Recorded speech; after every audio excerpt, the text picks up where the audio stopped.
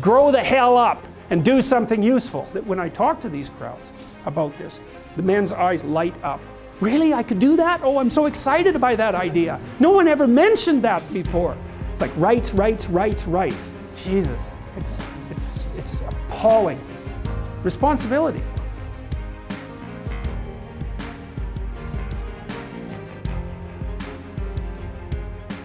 But I'll tell you something else that's really weird. I don't understand this either. So, more than 90% of the people who watch my videos on YouTube are men. Now that's weird because about 80% of psychology students are women. So that is not what you would expect, right? You would expect that the majority of them would be women. And you might say, well, it's because of the political stance I've taken. And I thought, well, that's possible. So I went and looked at the demographic data because I have that. Well, before I did any of the political videos, 85% of my viewers were men. So it's actually increased a bit. It's increased by 6%. And that's not trivial, but it was still overwhelmingly men. So that was interesting. I thought, what the hell? Why is that exactly? And then now I've been watching crowds when I've been talking to them. And the crowds that have come to see me in person. This happened at the University of Toronto free speech debate. And I actually noticed it and commented on it before the debate took place because I was talking about intrinsic differences between men and women. And I looked around the room and I thought, hey, 80% of the people in this room are men. So I had all the women stand up and then all the men stand up. I said, look, like, here's a natural experiment. For some reason, 80% of the people who showed up to this are men. Now, everybody thought I was kind of cracked to do that. But I thought, no, there's something going on here. And then what's interesting now is that every public appearance that I've made that's related to the sort of topics that we're discussing is overwhelmingly men. It's like 85 to 90%. And so I thought, wow, that's weird. Like, what the hell's going on here exactly? And then the other thing I've noticed is that I've been talking a lot to the crowds that I've been talking to, not about rights, but about responsibility, right? You can't have the conversation about rights without the conversation about responsibility because your rights are my responsibility. That's what they are, technically. So you just can't have only half of that discussion. And we're only having half that discussion. And the question is, well, what the hell are you leaving out if you only have that half of the discussion? And the answer is, well, you're leaving out responsibility. And then the question is, well, what are you leaving out if you're leaving out responsibility? And the answer might be, well, maybe you're leaving out the meaning of life. That's what it looks like to me. It's like, here you are, suffering away. What makes it worthwhile? Rights? You know, you're completely out.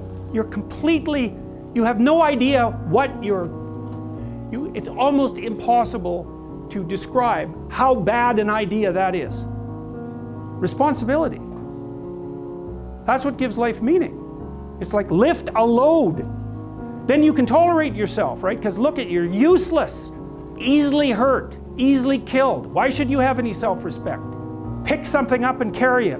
Make it heavy enough so that you can think, yeah, well, useless as I am, at least I could move that from there to there. Well, what's really cool about that is that when I talk to these crowds about this, the men's eyes light up. And that's like, I've seen that phenomenon because I've been talking about this mythological material for a long time. And I can see when I'm watching crowds, people, you know, their eyebrows lift, their eyes light up because I put something together for them. And that's what mythological stories do. So I'm not taking responsibility for that. That's what the stories do.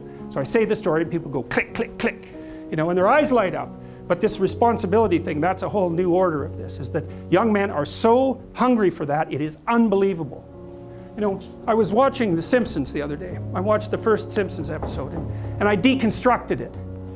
And so it's really interesting. So what happens in the first Simpson episode is that it's Christmas and Homer and Marge are going to buy some Christmas presents, but Homer doesn't get his Christmas bonus.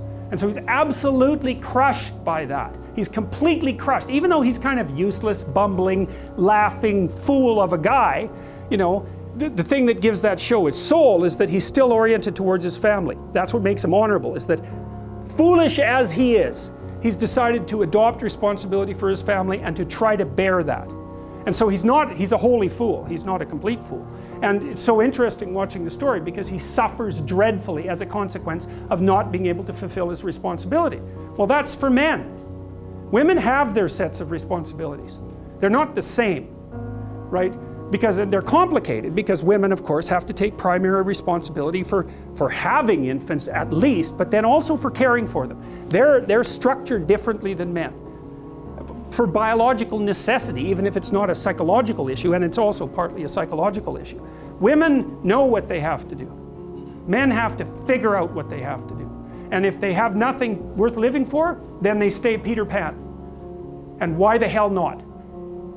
Because the alternative to valued responsibility is impulsive, low-class pleasure. A man has to decide that he's going to do something. He has to decide that. It's so interesting to watch the young men when you talk to them about responsibility. They're so goddamn thrilled about it. It just blows me away. Grow the hell up and do something useful. Really? I could do that? Oh, I'm so excited by that idea. No one ever mentioned that before. It's like rights, rights, rights, rights. Jesus, it's appalling. And I feel that that's deeply felt by the people who are coming out to listen to these sorts of things too. They've had enough of that. So, and they better have, because it's a non-productive mode of being. Responsibility, man. That's where the meaning in life is. So, all right, good.